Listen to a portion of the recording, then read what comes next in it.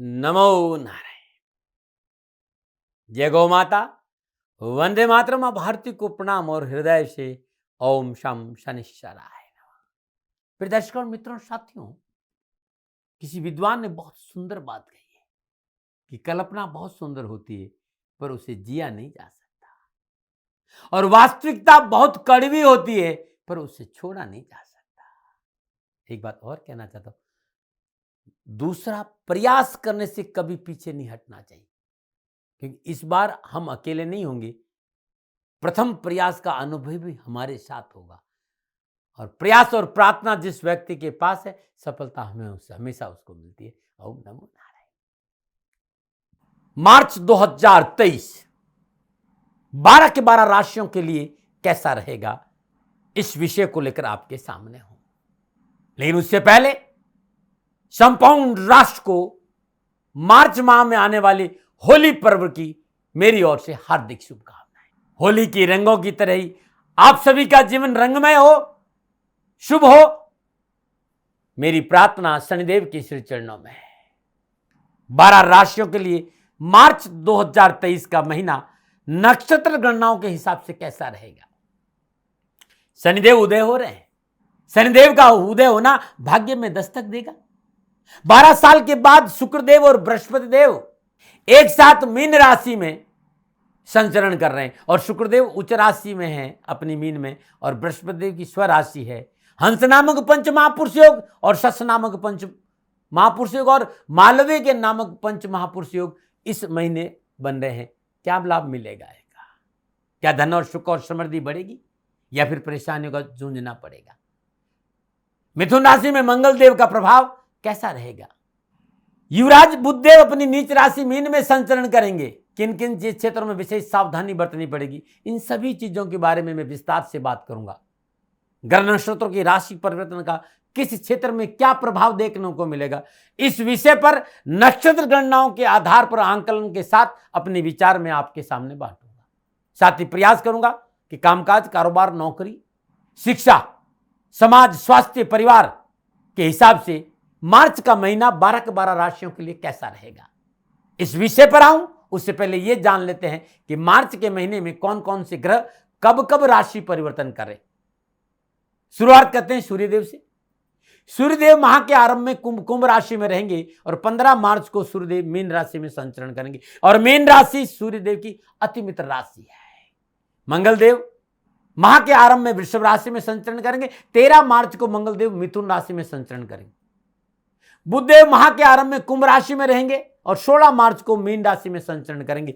Mean राशि में बुधदेव नीच के होते हैं भाई, ध्यान रखिएगा। बृहस्पति देव माह के आरंभ से लेकर अंत तक स्वराशि मीन में संचरण करेंगे।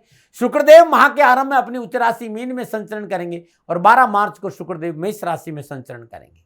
शनिदेव माह के आरंभ से और अंत तक अपनी मूल त्रिकोण राशि कुंभ में संचरण करेंगे। राहुदेव और केतुदेव, राहुदेव मेष राशि और केतुदेव तुला राशि में संचरण करेंगे। ये ग्रहों का भ्रमण है। एक छोटी सी जानकारी और आप ध्यान रखिएगा कि जो राशिफल मैं बोलता हूं, इसमें मैंने समन्वय सब करता हूं। सबसे पहले मैं प्रत्येक ग्रह का अलग अलग राशिफल बताता हूं, और उसमें मैं चंद्र राशि और लगन का विशेष ध्यान रखता हूं। लगन के हिसाब से ये ग्रह आपको क्या फल देते, तत्पश्चात पूरा राशिफल आपकी चंद्र राशि पर भी रहता है। यदि आपकी मेष राशि है तब भी आपके लिए मेरा राशिफल सटीक रहेगा, और यदि आपका मेष लगन है तब भी ये राशिफल आपके लिए सटीक रहेगा। लेकिन राशिफल हमेशा चंद्र राशि से देखना अच्छा माना गया है, ऐसा मेरा अनुभव है। राशिफल महिलाओं के लिए भी है, पुरुषों के लिए भी है, युवाओं के लिए भी, बुजुर्गों के लिए और बच्चों के लिए, सबके लिए यह राशिफल है। आइए अब चर्चा करते हैं राशियों के क्रम के आधार पर मार्च 2023 के राशिफल की। अब हम बात करते हैं कि इन ग्रहों का विभिन्न राशियों में संचरण से आपके ऊपर यानी कन्या राशि वालों पर क्या प्रभाव पड़ेगा। कन्या राशि वालों के लिए मार्च 2023 का महीना क्या संकेत दे रहा है, क्या राशिफल रहेगा ग्रह नक्षत्रों की गणनाओं के हिसाब से। तो ग्रह योगा योग के हिसाब से बात करने जा रहा हूं। तो सबसे पहले मैं बात करूंगा कन्या राशि की राशि अधिपति बुधदेव की। कन्या राशि वालों के लिए बुधदेव दशम और लगन भाव के स्वामी होकर कुंभ राशि छठे भाव में गोचर करेंगे, और सप्तम दृष्टि से 12वें भाव को देखेंगे। कन्या राशि वाले जातकों के लिए बुधदेव के लग्नेश होकर छठे भाव में विराजना स्वास्थ्य के दृष्टिकोण से इतना अच्छा संकेत नहीं दे रहे। दूसरा, बुध आपके द्वादश भाव को भी देख रहे हैं तो खर्चों का भाव है, तो खर्चों में अत्यधिक वृद्धि का संकेत भी दे रहे हैं और ये खर्चे आपके मानसिक तनाव का कारण बनेंगे और तनाव का प्रभाव आपके स्वास्थ्य पे पड़ सकता है, ध्यान रखिएगा। स्वास्थ्य में कष्ट होने से आप कार्य क्षेत्र में अपनी जिम्मेदारी को पूरा करने में स्वयं को असमर्थ पाएंगे।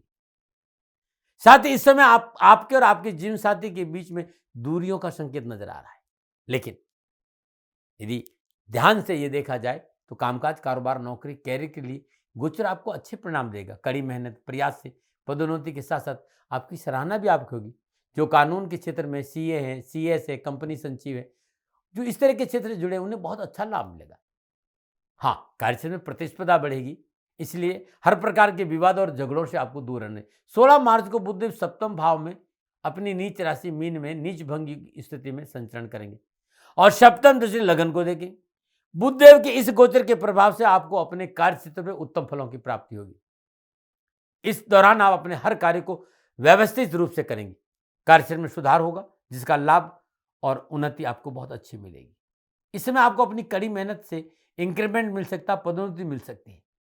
यदि आप व्यापारी है तो व्यापारिक कार्य में बढ़ चढ़कर अधिक सक्रियता के साथ हिस्सा लेंगे और आपके अच्छे व्यवहार के कारण कहीं लाभदायक सौदे, बेहतर साझेदार आपको प्राप्त होंगे और कामकाज में अपनों की मदद भी आपको मिलेगी। स्वास्थ्य के लिहाज से भी अब समय आपके लिए अच्छा रहेगा। पिछली स्वास्थ्य संबंधी परेशानियों में कमी आएगी। बात अब सूर्यदेव की करते हैं। माह के आरंभ में सूर्यदेव कुंभ राशि छठे भाव में गोचर करेंगे। कन्या राशि वाले सूर्यदेव द्वादश भाव के स्वामी कुंभ राशि छठे भाव में गोचर है और सप्तम दृष्टि से 12वें भाव को देखेंगे। छठे भाव में सूर्यदेव की स्थिति आपके लिए उत्तम परिणाम का संकेत दे रही। यदि कोई कोर्ट कचहरी का विलंबित मामला है तो उसका परिणाम आपके पक्ष में आ सकता है। शत्रु पक्ष से छुटकारा मिलेगा। व्यवसाय, कामकाज, कारोबार, कैरियर क्षेत्र में आ रही बाधाएं दूर होगी। कामकाज, कारोबार, नौकरी क्षेत्र में कार्यक्षमता में बढ़ेगी। आत्मविश्वास में बढ़ोतरी के साथ साथ प्रबंधन क्षमता का विकास होगा। युवा और विद्यार्थियों के लिए कैरियर और एजुकेशन के दृष्टि से बहुत अच्छा समय होगा और कैरियर और एजुकेशन के अच्छा प्रदर्शन करने में मदद भी ये गोचर करेगा। खास तौर पर सरकारी या प्रतियोगी परीक्षा की तैयारी कर रहे युवाओं को इच्छानुसार शुभ फलों की प्राप्ति होगी। सूर्यदेव आपके द्वादश भाव के स्वामी हैं और द्वादश भाव को देख भी रहे। द्वादश भाव विदेश से संबंध रखता है। इस समय विदेशों से आपके संबंध हो सकते हैं, विदेश यात्रा का मौका भी आपको मिल सकता है। 15 मार्च को सूर्यदेव सप्तम भाव मीन राशि में संचरण करें। सप्तम पूर्ण दशा लगन भाव को देखेंगे। कामकाज, कारोबार, नौकरी, आर्थिक मोर्चे पर आपको अपने कार्य से असल में थोड़ी सी अधिक मेहनत करनी पड़ेगी। लाभ मिलेगा, मनोभाती सफलता मिलेगी, परिणाम अच्छे होंगे, लेकिन परिश्रम और संघर्ष थोड़ा बढ़ जाएगा। इस दौरान संभव है कि आपके और वरिष्ठों के बीच में, अधिकारियों के बीच में किसी बात पर बहस और विवाद हो सकती है। ऐसे में आपको बच के रहना चाहिए क्योंकि इसकी वजह से आपकी सफलता में कुछ बाधा आ जाएगी। इसलिए समझदारी से काम करें। कहते हैं सांप के आगाड़ी और घोड़े के पछाड़ी हमेशा नुकसान। सांप से नमस्कार और उनके बातों को मानना ही हमारे लिए भला होता है। तो इस समय आप अपने अफसर से बना कर रखें तो अच्छा रहेगा।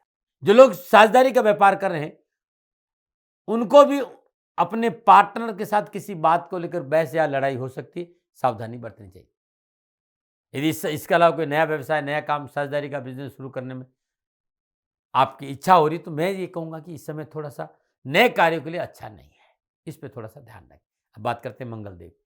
कन्या राशि में मंगलदेव अष्टम और तीसरे भाव के स्वामी होकर वृषभ राशि नवम भाव में संचरण करें। नवम भाव में विराजमान मंगलदेव की चतुर्थ, सप्तम और अष्टम दृष्टि 12वें, तीसरे और चतुर्थ भाव पर रहेगी। भाग्य का साथ मिलेगा, इच्छा अनुसार शुभ परिणाम प्राप्त होंगे मंगलदेव की वजह से। कार्यक्षेत्र में आप में प्रगति होगी, साथ ही आपको अचानक लाभ प्राप्ति होगी की संभावना है। इस समय आपका रुझान धार्मिक और आध्यात्मिक और अच्छा रहेगा, परंतु कभी कभी आप अपनी राय और निर्णय को लेकर अत्यधिक कठोर हो सकता है, इससे बचना चाहिए क्योंकि इससे आपको दूसरों के साथ झगड़ा हो संभव है। इस समय आपको किसी तरह की कानूनी पचड़े से खुद को दूर रखना चाहिए। इसलिए आपके लिए बेहतर होगा कि अपने स्वभाव में सुधार लाने का प्रयास करें, अकारण क्रोध नहीं करें और जल्दबाजी में कोई निर्णय नहीं लें। निजी जीवन में भी पिता से आपका वैचारिक मतभेद उत्पन्न हो सकता है। पारिवारिक वातावरण अशांत हो सकता है। खर्चों पर नियंत्रण बनाकर चले। यात्रा, भूमि, भवन, वाहन पे खर्चा संभव है। 13 मार्च को मंगलदेव दसम भाव मिथुन राशि में दिग्बली अवस्था में संचरण करेंगे। चतुर्थ, सप्तम, अष्टम दशा लगन, चतुर्थ और पंचम भाव को देखें। कैरियर, नौकरी के लिए यह समय आपके लिए खास अच्छा रहेगा क्योंकि इस दौरान कारोबार, कामकाज, नौकरी लेकर महत्वाकांक्षाओं में वृद्धि होगी। जिससे आपको उन्नति के अच्छे योग बने। कार्य क्षेत्र में नई जिम्मेदारी मिल सकती, आपकी मान प्रतिष्ठा और आपके स्टेटस में बढ़ोतरी होगी। इस समय जहां मंगलदेव नौकरी में नए अवसर देगा, वहीं व्यापार में विस्तार और व्यापार वृद्धि और धन लाभ का मौका भी देगा। सरकार और कोई सरकारी अधिकारी का सहयोग भी आपको प्राप्त होगा, जो आपको व्यवसाय विस्तार करने में खास मददगार साबित होगा। परंतु अपने मन में कुछ बेचैनी और अशांति महसूस कर सकते। संभव है आपके स्वभाव में क्रोध की वृद्धि हो, इससे बचना चाहिए। और क्रोध के कारण आप अच्छे अवसरों के लाभ उठाने से चूक सकते हैं। बहुत जरूरी है स्वभाव में बदलाव करते हुए गुस्से को शांत रखें और अपने काम पर ध्यान देंगे तो अच्छे अवसर मिलेंगे। बात करते हैं बृहस्पति देव। कन्या राशि वालों को बृहस्पति चतुर्थ और सप्तम भाव के स्वामी स्वराशि मीन में उस राशिगत शुक्रदेव के साथ सप्तम भाव में संचरण करेंगे। सप्तम भाव में हंस नामक पंच महापुरुष योग में विराजमान बृहस्पति और मालवीय नामक पंच महापुरुष योग में शुक्रदेव सप्तम पूर्वदृष्टि लगन पर, बृहस्पति की पंचम दृष्टि लाभ भाव पर, नौवीं दृष्टि तीसरे भाव पर। तो जो लोग साझेदारी का व्यापार करना चाहते हैं, इस समय बृहस्पति देव और शुक्रदेव अच्छा संकेत दे रहे हैं। इस दिन आपको अपनी मां से कोई संपत्ति या भूमि प्राप्ति हो सकती।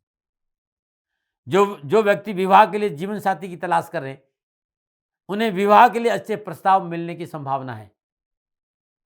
विवाहित जातकों के संबंध इस दौरान अपने जीवन साथी के सौहार्दपूर्ण रहेंगे। बृहस्पति की दृष्टि आपके 11वें भाव होने से आपको कहीं लाभदायक परिस्थितियां बनेगी और आपको लाभ मिलेंगी। आर्थिक लाभ के स्रोतों में वृद्धि होगी। साथ ही आपको अपने बड़े भाई का पूर्ण सहयोग मिलेगा। बृहस्पति देव की दृष्टि आपके तीसरे भाव में होने से शास्त्र और पराक्रम का लाभ आसानी से प्राप्त होगा। मनोबल बहुत मजबूत होगा और कम्युनिकेशन स्किल भी बहुत अच्छा रहेगा। तो स्वास्थ्य के दृष्टिकोण से समय अच्छा है। कार्य क्षेत्र में अच्छे परिणाम मिलेंगे और लाभ भी मिलेगा। बात शुक्रदेव की करते हैं। शुक्रदेव नवम और दूसरे भाव के स्वामी उच्च राशि मीन में मालवीय योग में सप्तम भाव में संचरण करें। आपके व्यक्तित्व विकास का अच्छा अवसर है। यह गोचर आपके व्यक्तित्व का विकास करेगा। व्यवसाय के समय आप अपने प्रतिद्वंदियों को कड़ी चुनौती देकर कारोबार में बेहतर लाभ प्राप्त करने में सक्षम होंगे। इस समय उन जातकों के अनुकूल लेकर जो रचनात्मक और कलात्मक कार्य जुड़े, यानी फिल्म इंडस्ट्री से जुड़े हुए हैं। कारोबार में अच्छी पैठ बनाने में आप कामयाब होंगे। उच्च अधिकारियों, वरिष्ठों और सहकर्मियों का सहयोग आपको भरपूर रहेगा। अपने प्रयासों से आप कुछ महत्वपूर्ण लक्ष्य को प्राप्त करने में सफल होंगे, जिनका दीर्घकालिक अनुकूल परिणाम आपको प्राप्त होगा। परिवार का माहौल अनुकूल रहेगा। पारिवारिक मेलजोल के लिए इसमें बहुत अच्छा रहेगा। अविवाहितों के लिए विवाह का योग है। 12 मार्च को शुक्रदेव अष्टम भाव मेष राशि में संचरण करेंगे। सप्तम दृष्टि दूसरे भाव को देंगे।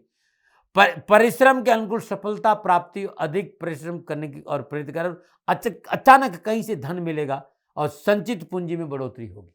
कोई रुका हुआ काम बन जाने से अच्छा लाभ मिलेगा और यश और कीर्ति का विस्तार होगा। सुख के साधनों में वृद्धि होगी।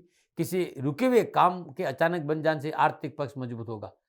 ससुराल पक्ष के संबंधों में सुधार होगा, परंतु संबंधों में मर्यादा का ध्यान अवश्य रखें। इस समय सेंसिटिव मसलों पर जितना हो सके बहसबाजी से बचे, अन्यथा कुछ स्थितियां खराब हो सकती। बात शनिदेव की करते हैं। शनिदेव कन्या राशि वालों के लिए मार्च के महीने में क्या संकेत दे रहे? कन्या राशि वाले माह के आरंभ से अंत तक शनिदेव पंचम और छठे भाव के स्वामी कुंभ राशि छठे भाव में संचरण करेंगे। छठे भाव में विराजमान शनिदेव की तीसरी, सातवीं और दसम दृष्टि अष्टम, द्वादश और तीसरे भाव पर रहेगी। कन्या राशि में व्यवसाय में लाभ मिलेगा। व्यवसाय विस्तार का मौका मिलेगा।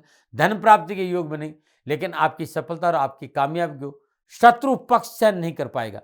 आपके विरोध में शत्रु पक्ष षड्यंत्र करके हानि पहुंचा सकता है। इसलिए आप अपनी योजनाओं को किसी के साथ शेयर न करें तो अच्छा रहेगा। कोर्ट कचहरी के मसले हल होंगे। किसी पुराने केस का निर्णय आपके पक्ष में आने से मनोबल बढ़ेगा। कार्य, व्यवसाय, नौकरी, आर्थिक दृष्टिकोण समय संभल कर थोड़ा सा चलने का है। युवाओं को थोड़ा सा, विद्यार्थियों को थोड़ा सा कामकाज, कारोबार, नौकरी और शिक्षा के क्षेत्र में ध्यान देने की आवश्यकता है। पढ़ाई में रुचि कम नहीं होनी चाहिए। मेहनत से जी नहीं चुराना है, अवश्य सफलता मिलेगी। बात राहुदेव और केतुदेव की। राहुदेव मेष राशि अष्टम भाव में संचरण करेंगे। अष्टम भाव का राहु अकस्मात लाभ देता है। रुका हुआ धन मिल सकता है, रुके हुए काम हो सकते हैं, पैतृक संपत्ति की प्राप्ति हो सकती है। लेकिन यहाँ कामकाज को लेकर थोड़ी सी सावधानी बरतें। सरकारी मामलों में सतर्कता बरतें।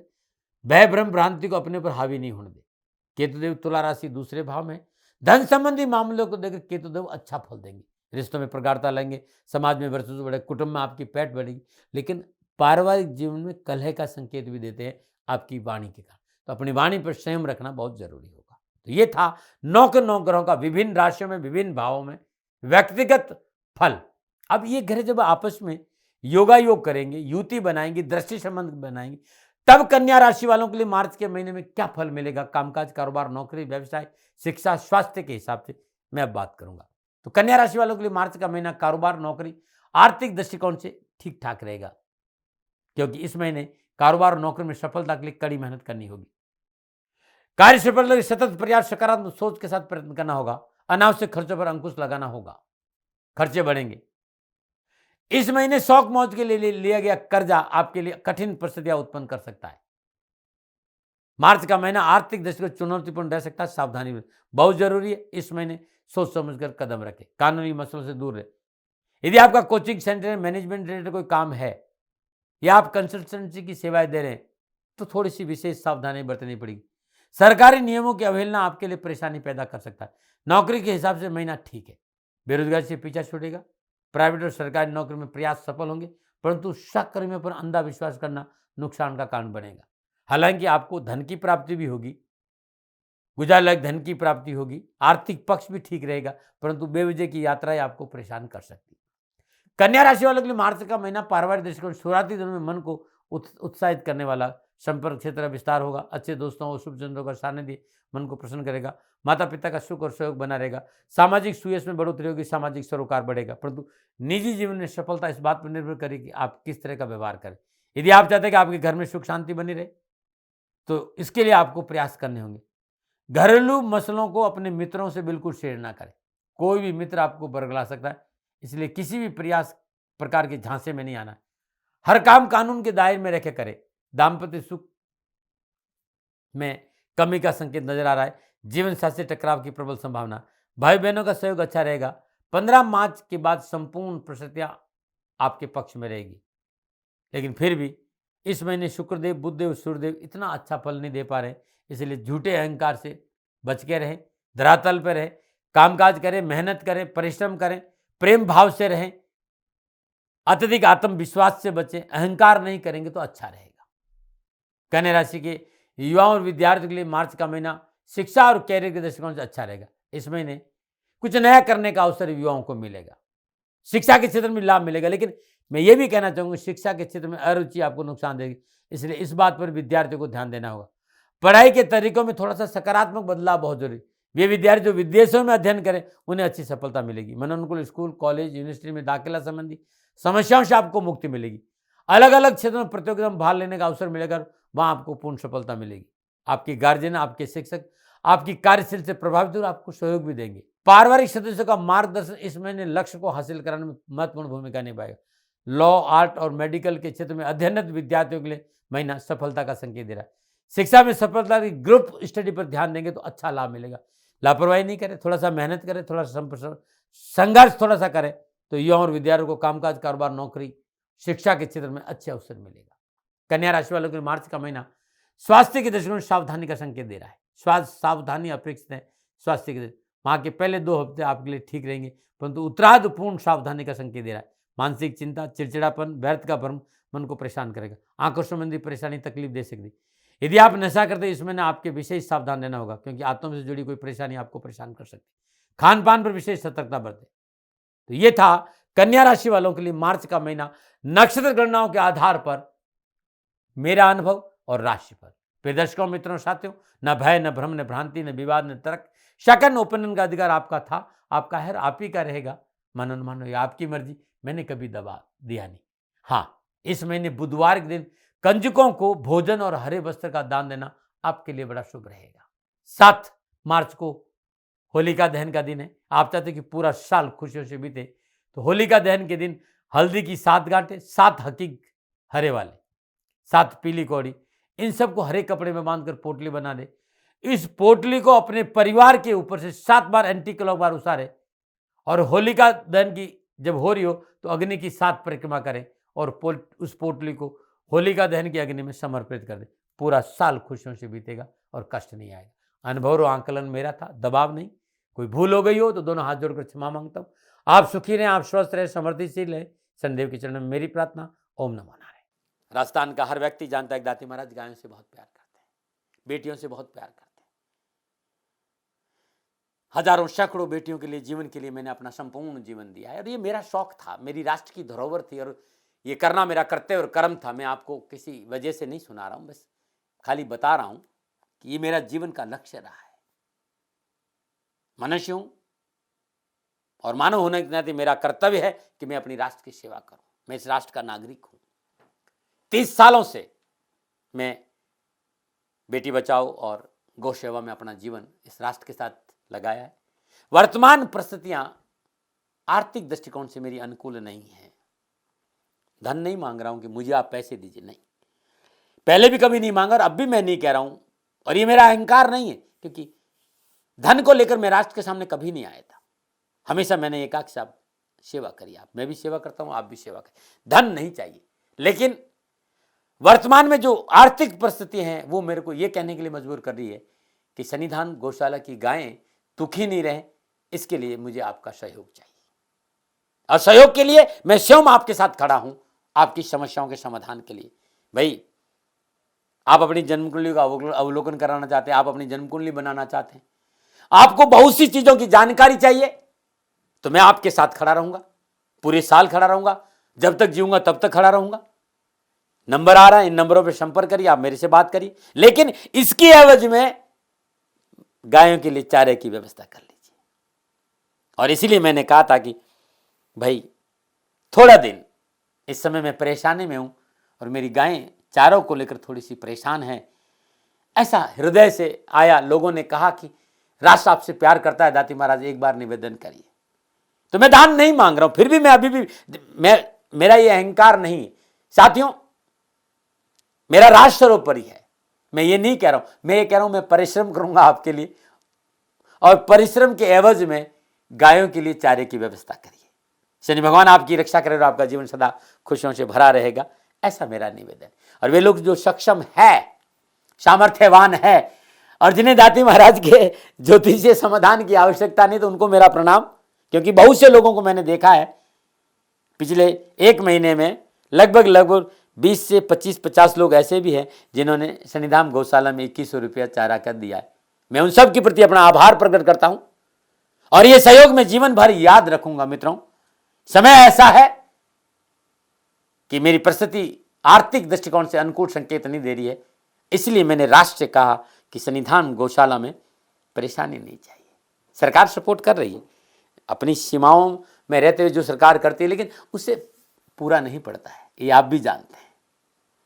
शासन की अपनी एक सीमा है और अपनी मर्यादा है और शासन के पास और बहुत से काम है। लेकिन फिर भी मैं आप सभी का धन्यवाद देते हुए हृदय से पुनः एक बार निवेदन करना चाहता हूं कि आपको लगता है कि दाती महाराज के साथ सन्निधान गौशाला में खड़ा रहना है, तो नंबर है, जरूर सहयोग करें। मेरा कोई दबाव नहीं है, प्रार्थना थी। ओम नमो नारायण, ओम नमो।